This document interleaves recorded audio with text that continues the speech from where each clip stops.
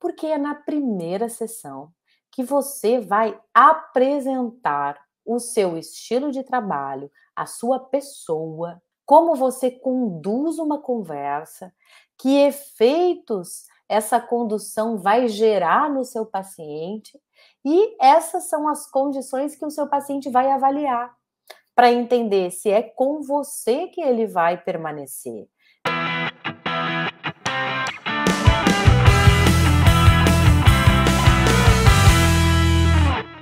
Olá, seja muito bem-vinda ao programa EIPSI, um programa para psicóloga que quer se profissionalizar e certamente crescer no consultório. Eu sou a Débora Coelho, psicoterapeuta e mentora de psicólogas, e eu tenho uma missão. Sabe qual é a minha missão? É te ensinar, colega, como você vai ganhar pelo menos R$ 10.000 atendendo 5 pacientes ao dia. Isso mesmo, você não escutou errado. 5 pacientes ao dia.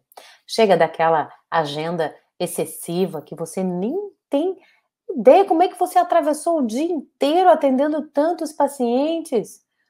Às vezes a sua mente está desativada, mas seu corpo está presente na sessão, né? Então tá na hora da gente olhar com muito mais cuidado para o estilo de clínica que a gente está produzindo, né? Então, bem-vindo. Hoje a gente vai falar, sabe, sobre o quê? Se você quer ganhar, né, mais nos seus atendimentos, eu vou te dizer qual é o caminho. É claro que o caminho, ele não é um caminho reto e fácil, mas ele é muito possível para você. Na minha mentoria, por exemplo, eu apresento esse caminho para as minhas alunas. E é o caminho que se pauta no atendimento de extrema qualidade. E hoje eu quero te contar como é que funciona, o que é o atendimento de extrema qualidade e como é que ele vai te conduzir a um outro patamar de clínica e, é claro, também aos desejados mais de R$ 10.000. Porque eu sei que você tem aspirações e sonhos de crescimento e, é claro, de prosperidade financeira, porque a gente trabalha com o que a gente ama, mas a gente também quer, né, ganhar cada vez mais. Então, quando eu falo para você sobre atendimento de extrema qualidade, né, o que eu estou dizendo, o que eu quero dizer com isso? Que é uma maneira de trabalhar, colocar a sua mente, entregar resultados, estar empaticamente conectada com as dores dos seus pacientes, estudando e apresentando uma sessão que vai fazer diferença e vai fazer com que o seu paciente melhore nos sintomas que ele traz desde o primeiro dia ali na sua primeira sessão. Então, o que eu quero hoje te marcar é a importância da primeira sessão. Se você me pergunta, como é que é o começo, né? Dá uma linha de começo para o atendimento de extrema qualidade. A primeira sessão. Mas, Débora, por que a primeira sessão?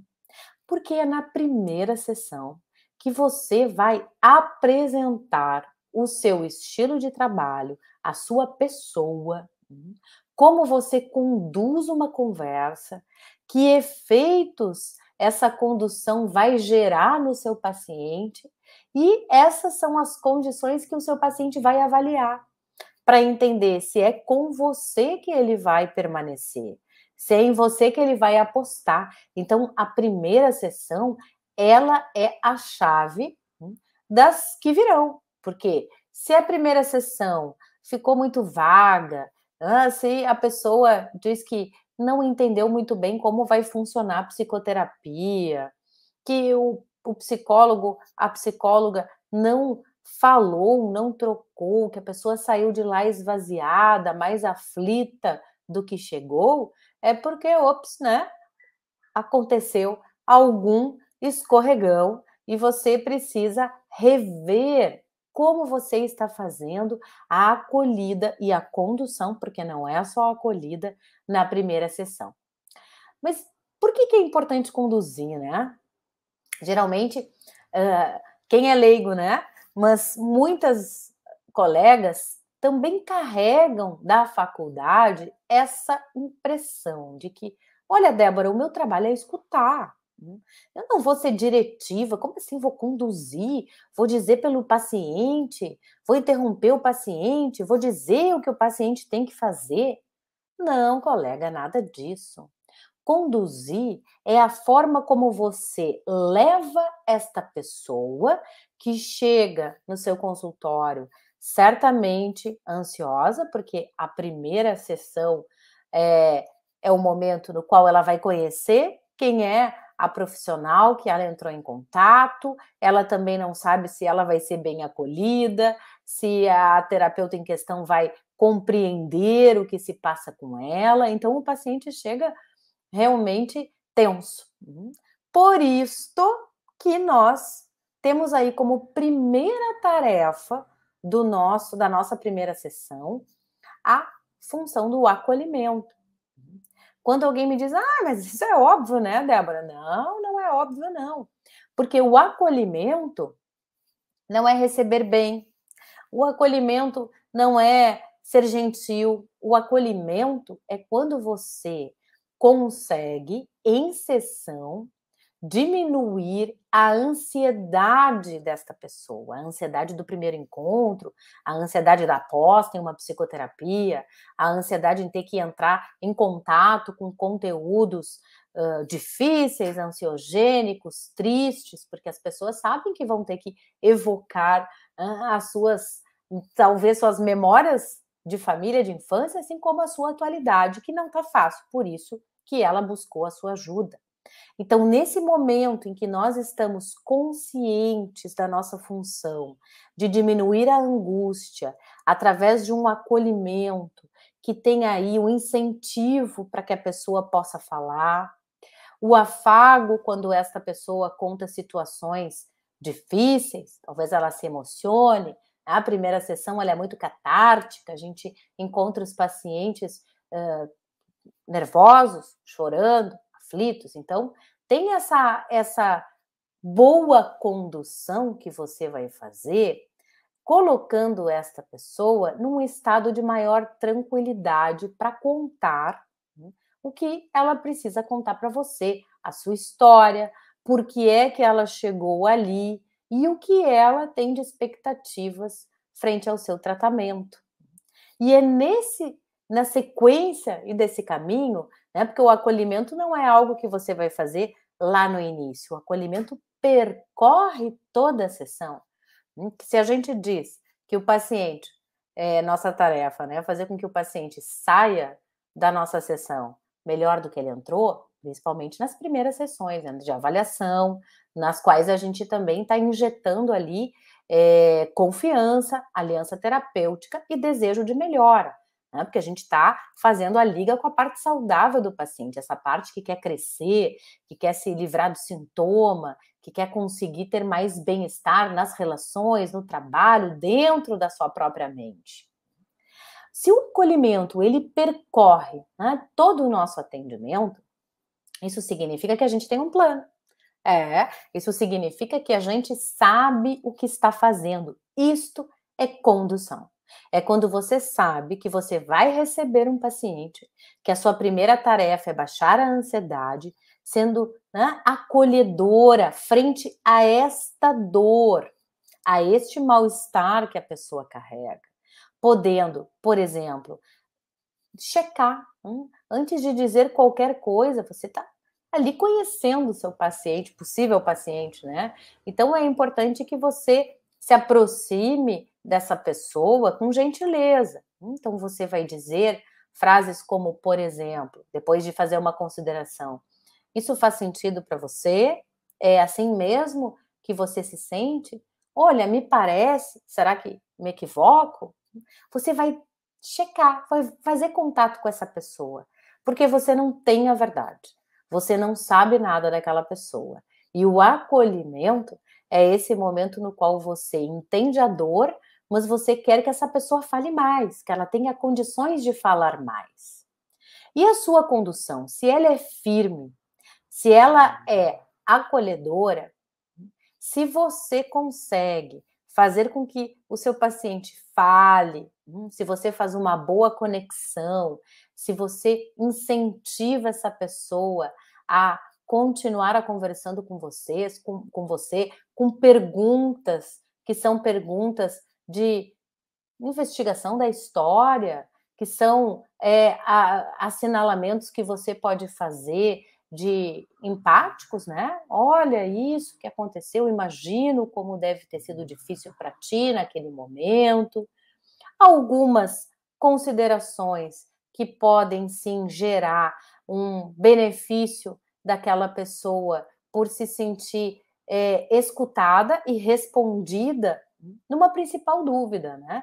Qual é a principal dúvida que um possível paciente tem na primeira sessão? Hum?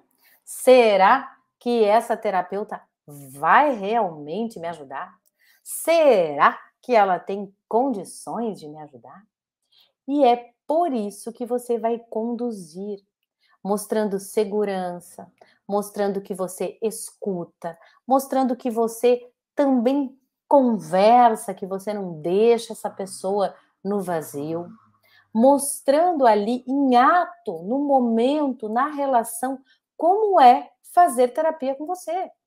Como é que você, funciona como terapeuta. E esse momento que você está consciente do que você está fazendo, é sim um momento que o seu paciente se sente seguro por estar ali com você, do tipo: "Ah, mas tá entendendo o que eu tô falando. Mas, nossa, parece que leu a minha mente, era isso que eu ia dizer". A pessoa se sente confortável e já experimenta de primeira, o benefício, digamos, que é esse momento de falar, ser escutada e levar, depois que sai da sessão, uma experiência na qual ela se sentiu olhada, reconhecida e com expectativas de melhora. E isso faz muita diferença. Por quê? Olha só o que eu estou te dizendo. Olha só, presta atenção. Se você está consciente das suas tarefas durante a primeira sessão, a sua primeira tarefa é sim a conexão empática, o acolhimento e a construção da aliança terapêutica. Para que isso aconteça, você vai ter que ter uma postura segura, eficiente e de proatividade para não deixar esse paciente sozinho, ok? No momento em que você vai colocar ali, apresentar ali o seu preço na hora do contrato, que você também não pode deixar, né, vago, esquecido, no ar, a pessoa nem tem muita certeza se agendou, qual é o horário que ficou para o retorno. Então o contrato, ele tem que estar ali, presente na sua primeira sessão. Inclusive, porque você não pode fugir de falar o seu preço. Eu vejo nas minhas alunas um processo de aprendizagem, né, de aprendizagem a identificar que desvios elas faziam para não enfrentar esse momento, que é colocar o preço e achar que o paciente vai achar muito caro, sentir pena do paciente, porque a melhor maneira que você pode dar uma ajuda rápida para o seu paciente na primeira sessão, sabe qual é? Baixar o preço, deixar com que ele diga qual é o preço que ele pode pagar. Ontem, acho que ontem, eu já, esclareci que tem uma frase que você tem que riscar do seu caderninho, que é aquela frase que você entrega para o paciente precificar para você, quando você diz o seguinte: "O meu preço é tal, fica bom para você?". Hum? Olha só que margem você dá. Uma margem para que a pessoa diga: "Olha, na verdade, ele não fica bom. Para mim ficaria bom R$ 30 mais barato, R$ 40 mais barato, R$ 100 mais barato". Epa, né, você tem que ter o quê? Confiança no que você entregou nos 40 minutos anteriores ao contrato, nos 40 minutos anteriores à colocação do preço. Porque se você está segura que você fez as suas funções de acolhimento, de estimular com que a pessoa fale, com que essa pessoa saia menos ansiosa do que entrou, confiante que encontrou ali um espaço de melhora, você também vai estar segura para precificar, e não descontar ou fazer um mau negócio financeiro para você.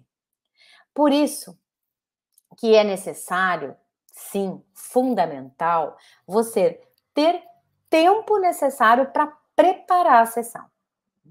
Você pode preparar a sessão tanto, que é isso que eu ensino para minhas alunas, enquanto passos em sequência, fundamentais para que a gente tenha ali, na primeira sessão, a estrutura prática do atendimento de extrema qualidade, que é um atendimento que vai gerar resultados e que você vai trabalhar com aspectos que são mais profundos, que geram mais autoconhecimento, mais insights na pessoa que você vai atender. E uma das coisas, um dos benefícios, digamos assim, da gente preparar a sessão, é que essa segurança que eu estou falando para ti, ela vai vir. O mais difícil eu sei porque já aconteceu comigo e cada vez que eu vivi uma experiência assim, eu controlava as variáveis para não vivê-la, viver uma experiência como a que tinha acontecido. Exemplo, você não preparou na sua mente o checklist para sua sessão. Você chega atrasada, escabelada, desatenta no seu consultório. Até você sentar, abrir para a pessoa, até você sentar na sua poltrona e aterrissar a sua mente, você perdeu a postura corporal, você perdeu o que foi aquele suspiro, o início de frase, que é importante também você ficar, ainda mais na primeira sessão, você ficar ali desperta, atenta, né? Qual é a primeira verbalização que essa pessoa te entrega para dizer quem ela é? Tudo isso você vai perder, porque você está lá pensando, né, que você estacionou o carro naquele, será que vai dar multa? Nossa, tem que pagar uma conta, me esqueci, agora como é que eu faço? E a pessoa está ali falando. Então, organizar um checklist é fundamental. E ter tempo para que você prepare a sua mente para realizar a sessão também é fundamental.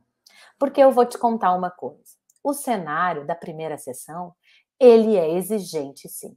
Sabe por que que ele é exigente? Porque que vai exigir energia de você? Porque você vai estar criando uma aliança terapêutica, um vínculo com uma pessoa em sofrimento. Você vai ter que ser proativa mesmo. Não, isso não significa falar pelo paciente, de forma alguma significa ocupar espaços vazios de silêncio com histórias suas, né? Não, a centralidade é o que o seu paciente traz, é o que ele comunica verbalmente ou através do corpo, você está lendo aquela pessoa. E tudo isso custa para sua mente. É uma nova pessoa que você tem que decodificar e, além disso, você tem que fazer uma liga para que essa pessoa também se sinta escutada, reconhecida, que gere alguma conexão, para que ela possa voltar uma segunda vez.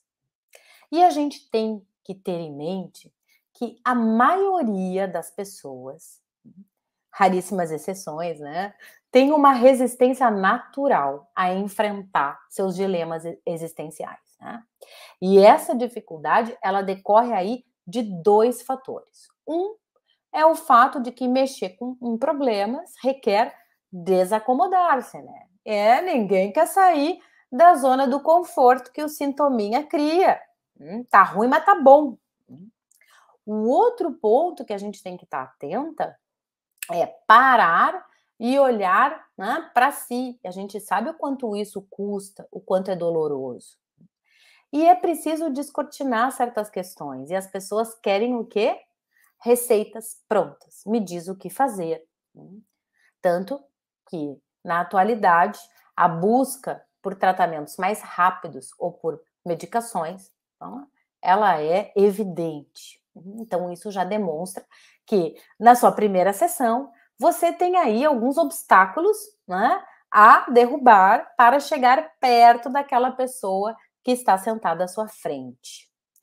Nas pesquisas, né, que eu sempre acompanho, estou sempre lendo, não só como psicoterapeuta, mentora, mas como pesquisadora da clínica. Então, várias pesquisas apontam que, pesquisas em clínica, né, em pesquisas também de outros países, não só aqui do Brasil ou da América Latina, que é a qualidade da aliança estabelecida entre terapeuta e paciente é o fator responsável pelo sucesso da psicoterapia. Né? Se você me pergunta, Débora, o que que faz fidelização, o que que faz o paciente engatar?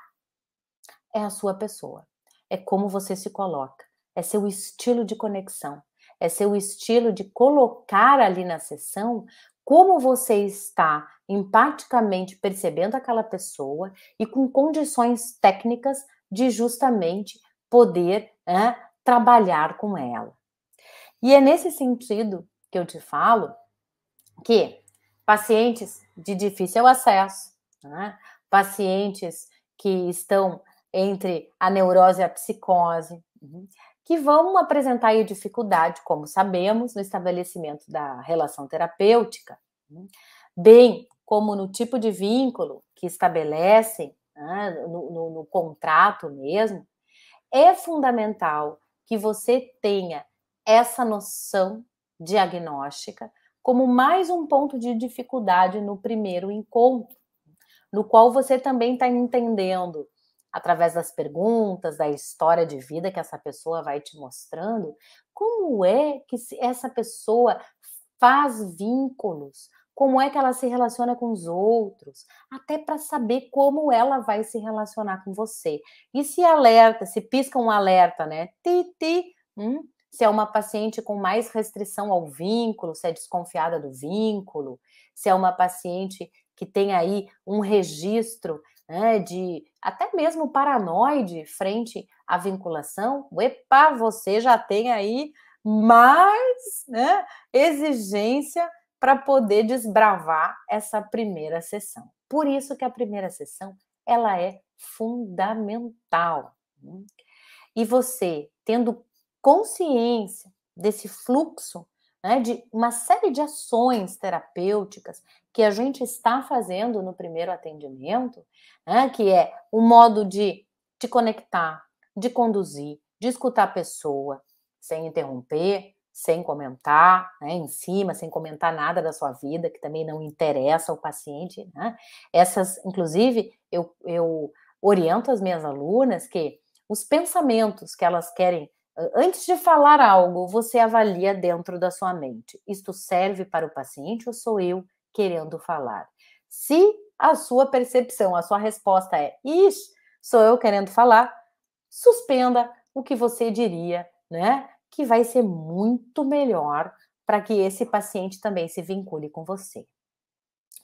Nas primeiras entrevistas, a satisfação do seu paciente ali em possibilidade certamente vai estar direcionada à oportunidade, ao espaço de expressão da queixa, do que a possibilidade de se sentir melhor, né? Ou seja, o que eu quero te dizer? É importante que a gente atente, fique bem ali consciente, né, dessa atitude inicial antes de qualquer outra. Dê espaço para essa pessoa esvaziar. Ainda mais em épocas pandêmicas, né? As pessoas que vêm buscando os nossos trabalhos, elas estão precisando sim falar, né? E esse é um ato terapêutico inaugurado pelo nosso querido Freud, né? Quando vai escutar as mulheres histéricas, imagina escutar uma mulher, perguntar algo para uma mulher, imagina, né? Nosso Freud sempre ousado, fez muito para as condições da época, né? E até que uma paciente disse: pare de falar e me deixe falar. Eu já escutei essa frase também, fico muito contente, porque eu também tive a minha M, né, a minha clínica, que me regulou para um outro caminho que é: eu preciso que você lide comigo desta forma. E isso foi muito produtivo. Então, deixar o seu paciente falar é fundamental. É isto que vai dar ali também uma liga do tipo: "Poxa, alguém me escutou", não é? Porque pense comigo, quem na atualidade efetivamente escuta o outro? Sem julgar, sem interromper, sem contar uma experiência sua em cima. Então é por isso que você tem que estar bem consciente do seu papel e do que você vai oferecer enquanto experiência para esse seu possível paciente em questão. E o valor de um interlocutor, de uma presença viva, né, na construção dessa capacidade de estarem ali os dois trabalhando em prol da saúde, já era enfatizada lá pelo Freud, né, que afirmando, por exemplo, que o medo do escuro nas crianças estaria relacionado ao temor da solidão. E tem um caso que ele conta, né, que um menino então tinha medo do escuro e dizia para sua tia: "Fala comigo, tia, eu estou com medo". Aí a tia dizia: "Mas de que adianta isso? Você não está nem me vendo". Aí o menino diz: "Mas quando alguém fala comigo, a luz vem". Olha que potente, as crianças são demais, né? Então, conversar em psicoterapia não significa fazer eco ao que o sujeito diz, mas sim e principalmente fazer com que essa pessoa que busca por ajuda psicológica possa se sentir compreendida naquilo que nem ela compreende sobre si mesma. E nesse contexto que eu estou te convidando, que na primeira sessão você tem que fazer o melhor acolhimento da sua vida. E aí você pode me perguntar, tá, Débora, mas como eu posso fazer isso? Olha, atenção e foco. Foco para encorajar, para afagar, para checar com essa pessoa o que eu falo faz sentido, né? Tô perto ou tô distante do que tu queres dizer. É possível, né? Faz sentido para ti. E fazer algo que também pode ser bem potente dentro da sua, da sua estratégia das primeiras sessões. Perguntar para essa pessoa, ao final, digamos, fazer um check-out. Como é que foi a sessão? Como é que ela se sentiu? Se foi possível para ela dizer o que era importante, o que ela tinha imaginado de contar, se foi difícil falar, conversar com você, faça essa avaliação para que a pessoa também possa ter mais consciência do que ela experimentou naquela primeira sessão. Tá? E nunca se esqueça que fazendo isso também do check-out, né, que é o que eu disse, o acolhimento do início ao fim, você vai estar aí praticando algo muito potente, que se chama compreensão empática. Ali, né, advinda dos ensinamentos do nosso querido Roger, né? E por que que a compreensão empática tem que perpassar todo o tratamento? Né? E principalmente as sessões iniciais. Porque é isto que vincula, é isto que cria o ponto da aliança terapêutica. A compreensão empática, ela vai perpassar uma dimensão comunicacional, né, em que duas pessoas constantemente estão checando se estão ali apreendendo o mesmo sentido, se estão pensando na mesma direção, se aquele significado de uma vivência específica pode ser lido, compreendido daquela maneira. Então, é uma tentativa da gente, enquanto terapeuta, se aproximar do paciente como se a experiência narrada, vivenciada, sentida por ele fosse sua, sem perder a qualidade, presta atenção, do como se fosse. Por quê? Depois eu vou te explicar. E isso faz com que você possa entender muito mais da estrutura do seu paciente e como ele organiza as suas experiências internas. E por que é importante o como ser? Porque as fronteiras, elas precisam estar bem delimitadas. Compreensão empática não é ser bonzinho, boazinha, não é ser simpática, dor, não. É uma forma de conexão na qual a gente se aproxima da dor, entende aquela dor e sai daquela dor para voltarmos para o nosso ego que está ali, né, analisando aquele sujeito, para que a gente não se misture via identificação, com que a gente não fique até imobilizada, imaginando que não dá para fazer nada porque o mundo mental do seu paciente está te dizendo isso. Por isso que essa distância, essa aproximação e depois essa distância, ela é muito importante. E isto significa, colega, que é importante, fundamental que você saiba observar, perceber, escutar com tranquilidade e aproximar-se do paciente cuidadosamente, convidando a se colocar em trabalho, né? Sabemos de todas as resistências, do quanto é difícil chegar nesse momento, e a gente valida isso. Eu até, nas primeiras sessões, eu até falo para os pacientes, que bom que depois de tanto tempo, ou que bom que depois daquela situação limite, tu pudesse criar coragem e vir à psicoterapia. Agora começa uma nova etapa da sua vida, ainda mais se a pessoa nunca fez psicoterapia, porque a gente sabe, né, que realmente vai começar uma nova etapa na vida dessa pessoa, na qual ela vai ter mais conhecimento, vai poder lidar melhor com as suas emoções, vai conseguir se posicionar na vida, no trabalho, com as pessoas, como talvez ela não tenha feito até então. Então, é uma transformação, né? E transformação, você sabe, né, colega? Que transformar é muito mais do que melhorar. Transformar é oferecer para essa pessoa um outro ponto de vista, uma outra compreensão de si, uma outra narrativa de si. E, neste ponto da primeira sessão, você também, quando está fazendo ali a conexão, já está sentindo a aliança terapêutica sendo construída, você tem que falar também sobre os benefícios que esta pessoa vai ganhar com você. Sabe por quê? Por quê? Porque ela tem que saber qual é a vantagem que você oferece enquanto psicólogo. Que ela poderia estar ali na sua colega, na outra psicóloga do bairro, tantas psicólogas, ainda mais se você mora numa capital. Então, qual é a diferença dela fazer psicoterapia com a Débora Coelho?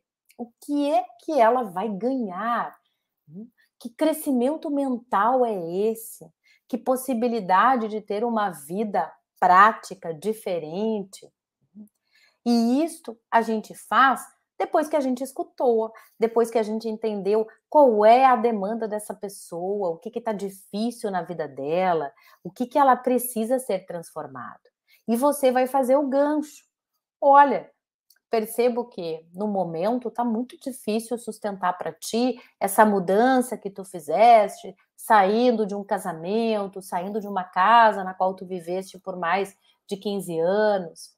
Então, é na psicoterapia que tu vais realmente conseguir te enxergar de um modo diferente como tu te enxergas atualmente, quando tu te sentes perdida, insegura, com medo da vida que está aí por vir e que tu nem sabes se vai ser mais vantajosa do que a vida anterior quando tu eras casada.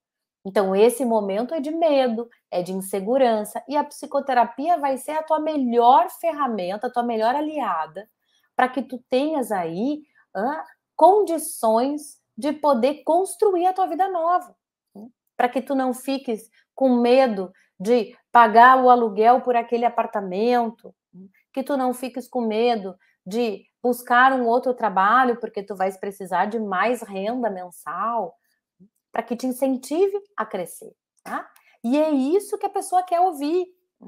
Ela não quer ouvir que você fez 5 especializações, né? Eu me lembro de uma supervisionanda que fez várias especializações no campo da infância, né? E ao longo da sua carreira.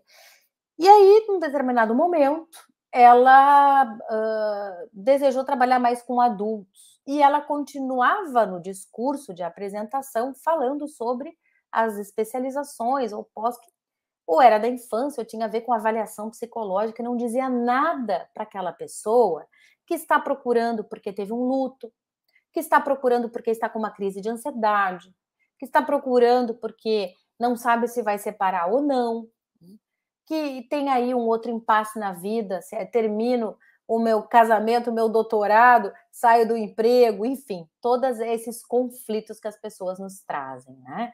Falar sobre a qualificação não responde ao que o seu paciente quer saber. Ele quer saber se você tem condições de ampará-lo, ajudá-lo a ver outras perspectivas, outra saída, porque a vida está dura, a vida está difícil, por isso que essa pessoa te procurou. Então, no atendimento de extrema qualidade, que começa aí na primeira sessão, você vai estar encorajando esse paciente a seguir com você.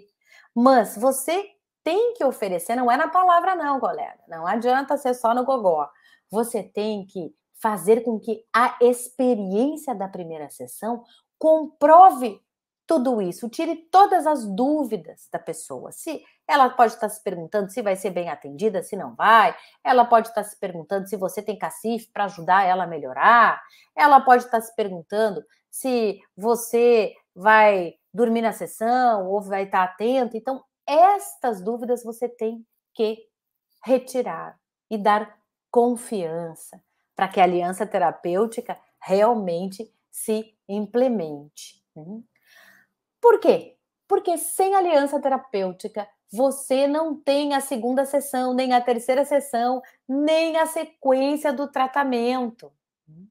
E é neste momento da primeira sessão que você, olha só, vai estar que nem um radar, todas as suas antenas ligadas, você rastreando tudo e fazendo perguntas, né? A partir do momento que a pessoa também tem espaço para falar, também tem um espaço para contar sobre a sua dor atual ou sobre sua história. E você vai poder investigar cada etapa evolutiva, as carências dessa pessoa, e pensando aí até numa linha evolutiva, carências orais, defesas obsessivas, né?